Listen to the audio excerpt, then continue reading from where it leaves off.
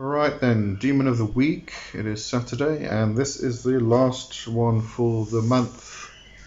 And this one is the 43rd Spirit of the Goetia, Sabnock. Welcome to my channel. You are entering the world of magic and mysticism with your host, Lee W. Johnson. Keep the lights on and help improve the channel by becoming a supporter for just $2.99 per month. Hit the join button. Okay, Sabnock and correspondences. Date is May 21st to 31st. Direction is south. Tarot is 8 of Swords. Planet, moon, metal, silver. Element, fire. Color, purple. Plant, allspice. Incense, jasmine. And zodiac is 0 to 10 degrees Gemini. No other correspondences, and there was nothing from Jahannam in this one. The N is Tassa Sabnock Onka Lira. And straight into the Goetia. Appearing in the form of an armed soldier with a lion's head, riding on a pale coloured horse.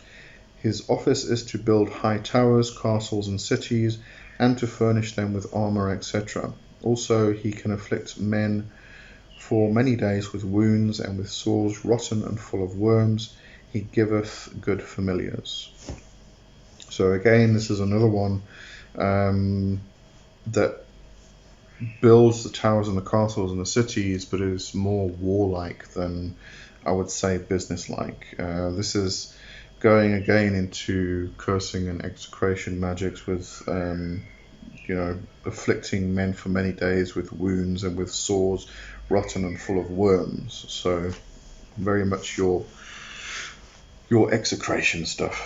So Connolly says, invoke as a protection ward in your home or astral temple, and anyone who attacks your spaces by him will become ill immediately.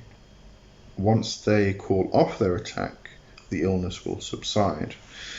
So this is, if we compare the previous ones from this month, let's just have a look back quickly. There was Rayam, was it? Folklore.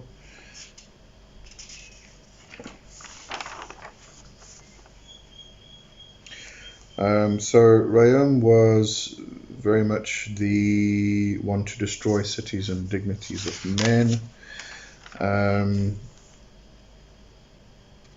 Then we had, last week was Vepar, which very good for execration magic in my terms, in my interpretation, but could maketh men to die in 3 days by putrefying wounds or sores and causing worms to breed in them, whereas Sabnock, with Vepar we've got that 3-day aspect, but with Sabnock this is more of a will cause the wounds and sores and full of worms, but once the attack has been removed, then that will all go away. So whereas Vepar was associated with actual death, Sabnock not so much so. It's just about suffering with the wounds and the sores and the worms, but can be removed. So depending on what you actually want to take place, think about those things. Alright, so the Goetia ritual, as I said, nothing from Jahannam again from this one. The Goetia goes into Revelations, so I'm going to read that to you. In Revelations, the pale horse, if we recall, he comes riding in on a pale coloured horse.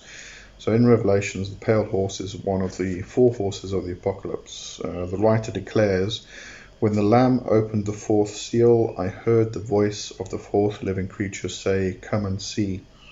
I looked, and there before me was a pale horse. Its rider was named Death, and hell was following close behind him. They were given power over a quarter of the earth, to kill by sword, famine, plague, and by the wild beasts of the earth. So I'm not entirely sure how that relates, but yeah, I thought I'd mention it anyway because it was in there. And yes, that's Sabnock. Not a whole lot of information there, but very interesting spirit regardless. Okay, so I'll see you next week and next month, if I have that correct. As far as I remember, this is the last one for the month. Okay, so have a good one. Cheers for now. Bye bye.